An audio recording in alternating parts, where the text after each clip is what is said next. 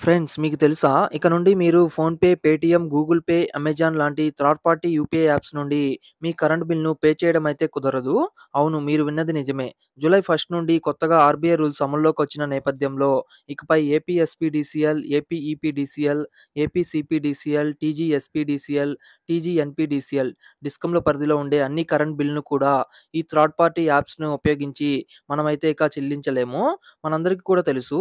ఈ మధ్య కాలంలో అందరూ కూడా ఫోన్‌పే, పేటీఎం, గూగుల్ పే లాంటి యాప్స్ ద్వారా సింపుల్‌గా అయితే కరెంట్ బిల్‌ను పే చేస్తూ అయితే ఉన్నారు. కానీ ఇక మీదట అలా అయితే కుదరదు. దీనికి గల కారణం చూసుకుంటే ఆర్‌బీఐ తీసుకొచ్చిన కొత్త గైడ్‌లైన్స్ ప్రకారం బీబీపీఎస్‌లో రిజిస్టర్ అవ్వకపోవడమే. మనందరికి కూడా తెలుసు. తాజాగా క్రెడిట్ కార్డ్ బిల్ పేమెంట్స్‌కి సంబంధించి ఇలానే కూడా మనకైతే జరిగింది. ఇప్పుడు కరెంట్ బిల్లు. అయితే మీరు అనుకోవచ్చు ఏ విధంగా ఇప్పుడు కరెంట్ బిల్ పే చేయాలి అని. మీకు తెలుసా? అన్ని డిస్కంలకు సంబంధించి ఆయా సంస్థల వెబ్‌సైట్‌లు మరియు మొబైల్ యాప్స్ ద్వారా మాత్రమే మనమైతే ఈ బిల్స్ అన్నిటిని కూడా మనమైతే చెల్లించాల్సయితే ఉంటుంది.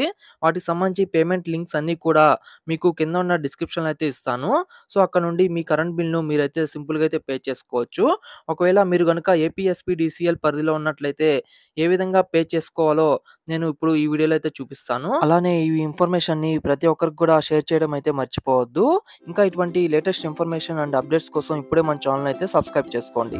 ముందుగా కింద ఉన్న డిస్క్రిప్షన్‌లో నేను ఇచ్చిన లింక్స్‌లలో ఏపీఎస్పీడీసీఎల్ లింక్‌నైతే క్లిక్ చేసుకోండి. క్లిక్ చేయంగానే మనకి పేజ్ అనేది ఈ విధంగా అయితే వస్తుంది.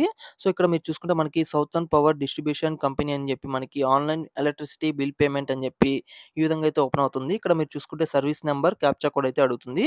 ఇక్కడ సర్వీస్ నంబర్ దగ్గర మీ కరెంట్ బిల్‌లో ఏదైతే సర్వీస్ నంబర్ ఉంటుందో సో, ఆ యొక్క సర్వీస్ నంబర్‌ని ఇక్కడైతే ఎంటర్ చేసుకోండి. ఎంటర్ చేసుకున్నాక కింద క్యాప్చా కోడ్ అయితే అడుగుతుంది. సో, ఇక్కడ ఏదైతే క్యాప్చా కోడ్ చూపిస్తుందో యాజ్ ఇట్ ఈస్‌గా దీన్నైతే ఇక్కడైతే ఎంటర్ చేసుకోండి. ఎంటర్ చేసుకున్నాక మనకి కింద సబ్మిట్ అనే ఆప్షన్ అయితే ఉంటుంది. సో, ఇక్కడ ఉంది కదా! సో, ఈ సబ్మిట్ ఆప్షన్ మీదైతే మీరైతే క్లిక్ చేసుకోండి. క్లిక్ చేయంగానే మీరు చూడొచ్చు ఇక్కడ మన యొక్క సర్వీస్ నంబరు, అలానే మన యొక్క పేరు, అలానే మన యొక్క అమౌంట్ ఎంత వచ్చింది అనేది, అలానే bill date, due date, so, ఇలా టోటల్‌గా అన్ని డీటెయిల్స్ కూడా మనకైతే ఇక్కడైతే చూపిస్తాయి. సో, మీరన్నీ కూడా ఇక్కడైతే చెక్ చేసుకోవచ్చు. అలానే టోటల్‌గా బిల్ అమౌంట్ కూడా కిందైతే మనకైతే చూపించడం అయితే జరుగుతుంది. సో, పేజ్‌ని కొంచెం కిందకి స్క్రోల్ చేసుకుంటే ఇక్కడ మీరు చూడొచ్చు సబ్మిట్ అనే ఆప్షన్ అయితే ఉంటుంది. సో, సబ్మిట్ అనే ఆప్షన్ మీద క్లిక్ చేసే ముందుగా మీరు ఇక్కడ కొన్ని పాయింట్స్ అయితే తెలుసుకోవాలి. ఇక మీరు చూసుకుంటే మనకి ట్రాన్సాక్షన్ ఫీస్ అయితే మనకైతే ఇక్కడైతే చార్జ్ అయితే చేస్తున్నారు. సో, ఇక్కడ చూసుకుంటే మనకి నెట్ బ్యాంకింగ్ ద్వారా మనం గాని బిల్ పే చేస్తే మనకి రూ. 2.5 అయితే పర్ ట్రాన్సాక్షన్ అయితే మనకైతే చార్జ్ అవుతుంది. అలానే డెబిట్ కార్డ్స్ ద్వారా మీరు బిల్ పే చేసినట్లయితే 0.90% అయితే చార్జ్ చేస్తున్నారు.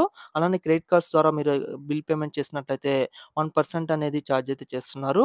అలానే భరత్ క్యూఆర్ ద్వారా మీరు గాని బిల్ పే చేస్తే 0.95% అయితే వీళ్ళైతే చార్జ్ చేస్తున్నారు. అలానే రూపే డెబిట్ కార్డు, అలానే యూపీఐ ద్వారా చేస్తే మనకి ఎటువంటి చార్జెస్ అయితే పడవు. సో, నా సజెషన్ ఏందంటే మీరైతే బిల్ పే చేయాలనుకుంటే మీరు యూపీఐ ద్వారా అయితే మీరైతే చేసుకోండి. సో, సింపుల్‌గా మీకు ఎటువంటి చార్జెస్ లేకుండా మీరైతే సింపుల్‌గా అయితే పే చేయొచ్చు. ఇప్పుడు మనం సబ్మిట్ మీద అయితే క్లిక్ చేద్దాం. సో, క్లిక్ చేయంగానే మనకి ప్రాసెసింగ్ అయ్యి నెక్స్ట్ పేజ్ అనేది మనకి పేమెంట్ గేట్‌వేకి అయితే మనకైతే వెళ్ళడం జరుగుతుంది. సో, ఇక్కడ మీరు చూడొచ్చు మనకి చాలా రకాలైన పేమెంట్ ఆప్షన్స్ అయితే మనకైతే ఇక్కడ రావడం జరుగుతుంది. దీనిలో మనకి చూస్తే మనకి కిందన యూపీఐ అండ్ జీపే 2 కూడా మనకైతే రావడం జరిగింది. ఇక్కడ యూపీఐ సెలెక్ట్ చేసుకున్నట్లయితే మనకి మన ఫోన్‌లో ఉన్న యూపీఐ యాప్స్ ద్వారా సో, ఏ యూపీఐ ద్వారానే మనమైతే పే అయితే చేయొచ్చు. ఇక్కడ మీరు చూడొచ్చు. నేనైతే యూపీఐ ద్వారా మీదైతే క్లిక్ చేశాను. నా ఫోన్‌లో ఉన్న అవైలబిలిటీ యూపీఐ యాప్స్ అన్నీ కూడా నాకైతే ఇక్కడైతే చూపించడం జరిగింది. సో, వీటిలో మనకు నచ్చిన యాప్స్ నుంచి మనం క్లిక్ చేసుకొని మన యొక్క పేమెంట్‌ని అయితే మనమైతే కంప్లీట్ అయితే చేయొచ్చు.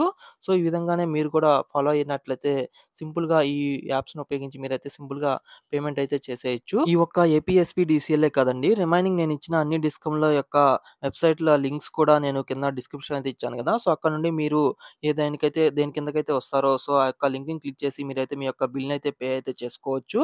సో, ఏది ఏమైనా ఇదైతే చానా బ్యాడ్ న్యూస్ అనైతే చెప్పుకోవచ్చు. ఎందుకంటే చాలా మంది కూడా ఈ యూపీఐ యాప్స్ నుంచి పే చేయడంకైతే అలవాటైతే పడున్నారు. ఇప్పుడు సడెన్‌గా ఈ సర్వీస్‌లన్నీ వీటిలో నుంచి తీసేయడం అయితే చానా బ్యాడ్ న్యూస్ అనైతే చెప్పుకోవచ్చు. సో, ఇది ఇవాల్టి ఇన్ఫర్మేషన్. సో, ఈ ఇన్ఫర్మేషన్‌ని ఖచ్చితంగా ప్రతి ఒక్కరికైతే షేర్ చేయండి. అలానే ఇటువంటి లేటెస్ట్ ఇన్ఫర్మేషన్స్ కోసం ఇప్పుడే మన ఛానెల్ అయితే సబ్స్క్రైబ్ చేయండి. Thank you friends. Thank you for watching this video.